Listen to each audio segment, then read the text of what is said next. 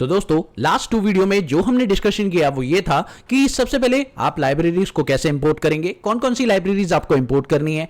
दूसरा, आप लोगों ने गूगल ड्राइव से इसे कनेक्ट किया, एक डेटा इंश्योरेंस का आपने लोड किया, उसको देखा, देखने के बाद उसका ईडीए एनालिसिस किया 2 लेवल पर। पहला लेवल डेटा लेवल पर, यानी पहले आपने उसके शेप, हेड, टेल, इंफॉर्मेशन के बारे में देखा, डिस्क्राइब के बारे में समझा, डेटास का डिस्क्राइब देखा, नल वैल्यूज चेक की, डुप्लीकेट डेटा चेक किया, डुप्लीकेट डेटा ड्रॉप किया, कॉलम्स को देखा, उसके साथ साथ आपने न्यूमेरिक कॉलम्स को भी चेक किया और फिर उस पे ईडीए विजुअलाइजेशन लेवल पर भी आपने परफॉर्म किया और उसके बारे में सारी की सारी नॉलेज ली कि भाई कोई भी डेटा कैसा परफॉर्म कर रहा है, एज, बीएमआई, चिल्ड्रन, चार्जेस कैसे परफॉर्म कर रहा है, चार्ट इंडिविजुअली कैसे परफॉर्म कर रहा है, ये सारी चीजें आपने देखी।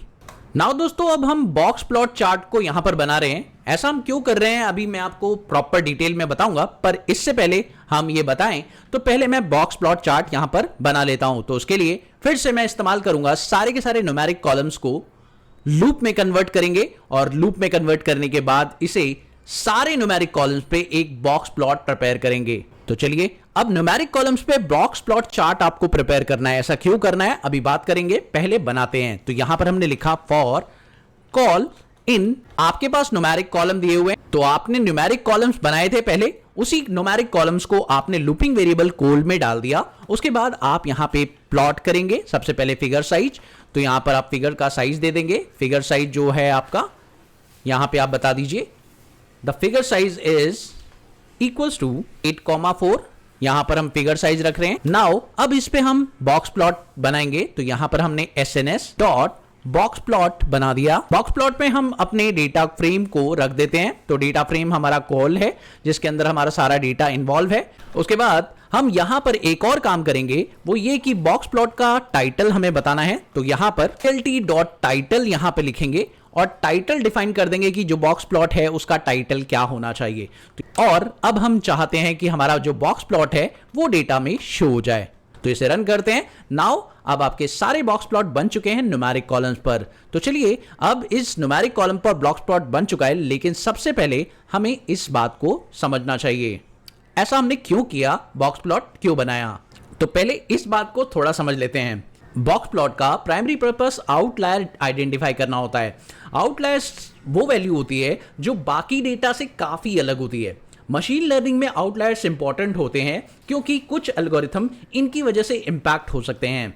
बॉक्स प्लॉट में जो डॉट विस्कर के बाहर चले जाते हैं, जैसा कि आप देख रहे हैं, उन्हें जनरली आउटलायर्स माना जाता है। तो आप देख सकते हैं विस्कर के बाहर जो भी आपके डॉट जा रहे हैं उन्हें आउटलायर्स आप बोलते हैं। अब हम हर न्यूमेरिकल कॉलम का बॉक्स प्लॉट एनालाइज करेंगे।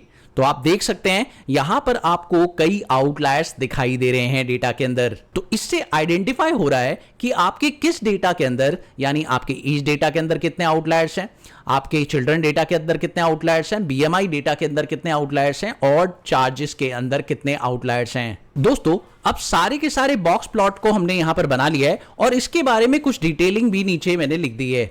जरा ध्यान से इसे समझ लेते हैं। तो सबसे पहले एज बॉक्स प्लॉट को देखते हैं। ये लीजिए, सबसे पहले एज बॉक्स प्लॉट को देखते हैं। यहां पर हमें कोई मेजर आउटलायर नजर नहीं आ रहा।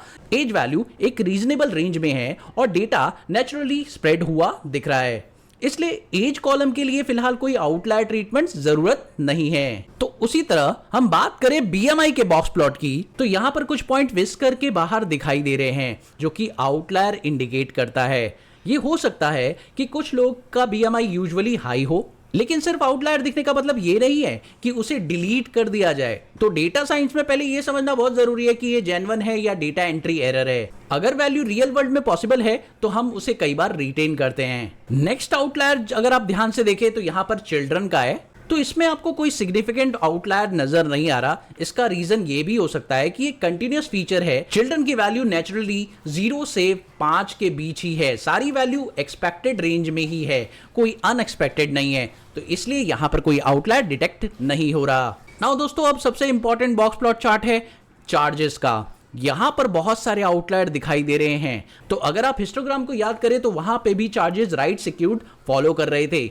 मेजॉरिटी लोगों का इंश्योरेंस चार्जेस लोअर रेंज में है, लेकिन कुछ लोगों का चार्जेस 50,000 से 60,000 तक की रेंज में आ रहा है।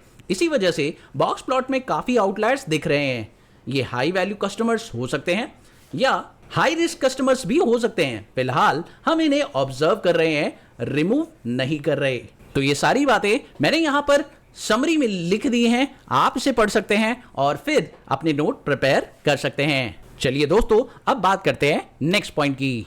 नाउ दोस्तों, अब हमें कोरिलेशन हीट मैप बनाना पड़ेगा। ऐसा क्यों? क्योंकि ये हमें बताएगा आपके डेटा का रियल कोरिलेशन यानी रियल रिलेशनशिप, जो कि हमारे लिए बहुत इंपॉर्टेंट है।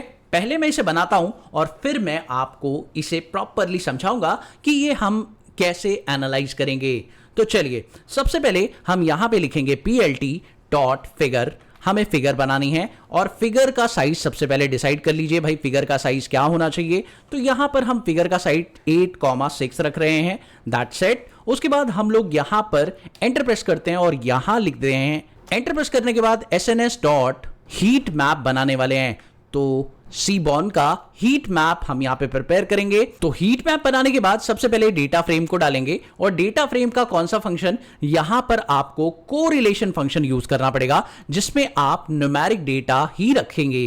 क्यों? क्योंकि भाई कोरिलेशन के अंदर सिर्फ न्यूमेरिकल डेटा ही होता है, उसी पर कैलकुलेट होता है कोरिलेशन। तो यहां पर इसे ट्रू रखिए, दैट्स वेरी इंपॉर्टेंट। और दोस्तों, जब आप इसे रन करेंगे तो आपका हीट मैप बन जाएगा और ये हीट मैप कुछ इस तरह से विजिबल होगा। लेकिन अभी आपको दोस्तों यहां पर हीट मैप के अंदर कोई भी न्यूमेरिक वैल्यू दिखाई नहीं दे रही, पता नहीं चल रहा कि रिलेशनशिप के फिगर्स क्या हैं, यानी रिलेशनशिप कितने पॉइंट्स में आ रहे हैं, कौन कौन से आ रहे हैं और क्या आ रहे हैं। अगर आप चाहते हैं कि वो पॉइंट्स आपको पता चलें तो यहां पर आप एनोट इज इक्वल टू ट्रू लिखिए। जैसे ही आप एनोट इज इक्वल टू ट्रू लिखकर इसे रन करेंगे, नाउ अब आप देखिए आपके हीट मैप के अंदर कोरिलेशन के साथ साथ उनकी कोरिलेटेड वैल्यू भी दिखाई दे रही है। तो एनोट इज इक्वल टू ट्रू लिखिए, अब काम हो चुका है। तो चलिए अब इसको एक बार थोड़ा समझते हैं कि हमने हीट मैप को क्यों बनाया, पहले ये देखते हैं।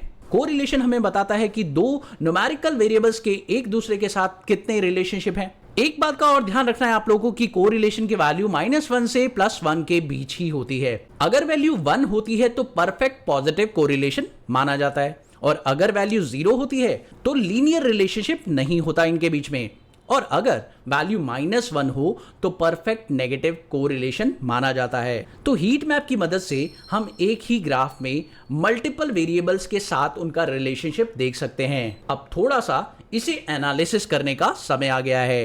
तो चलिए अब इसको थोड़ा अच्छे तरीके से एनालिसिस करते हैं और कंपैरिजन भी चेक करते हैं कि कौन सा बहुत ज्यादा स्ट्रांगली रिलेटेड है और कौन सा कम रिलेटेड है। दोस्तों, अब हीट मैप को एनालाइज करते हैं।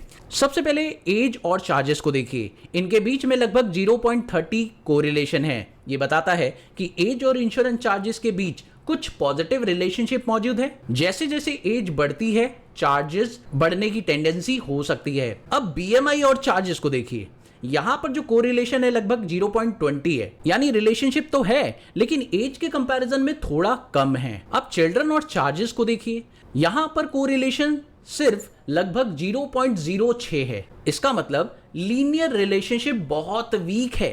लेकिन एक इंपॉर्टेंट बात याद रखिए, लो कोरिलेशन का मतलब ये नहीं है कि फीचर यूजलेस है। कई बार फीचर इंडिविजुअली लो कोरिलेशन दिखाता है, लेकिन मशीन लर्निंग मॉडल के अंदर दूसरे फीचर के साथ कंबाइन होकर यूजफुल इंफॉर्मेशन दे सकता है।